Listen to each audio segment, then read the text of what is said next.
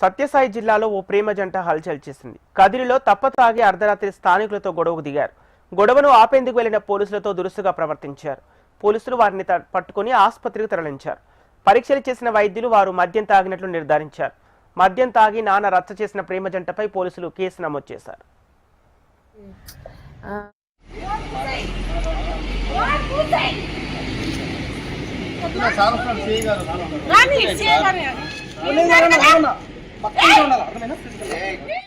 రాత్రి కదిరి టౌన్ నందు ఇద్దరు వ్యక్తులు తాగి పబ్లిక్ తో గొడవ పడుతున్న సమాచారం మేరకు పోలీసులు అక్కడ చేరుకోగా వాళ్ళు పూర్తిగా తప్పతాగిన మైకంలో ఉన్నారు.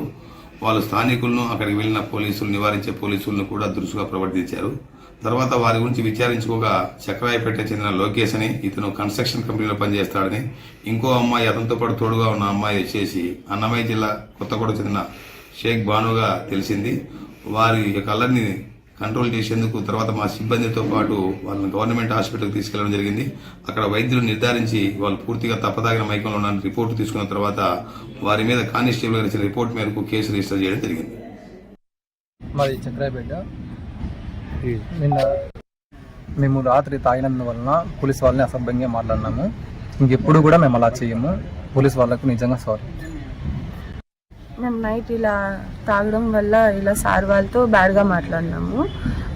అట్లే బయట ఉన్న వాళ్ళందరికీ సొసైటీ అక్కడ వాళ్ళకి కూడా మేము బ్యాడ్గా మాట్లాడినందుకు సారీ మేము చెప్తున్నాం. మేము చేసింది కూడా తప్పు.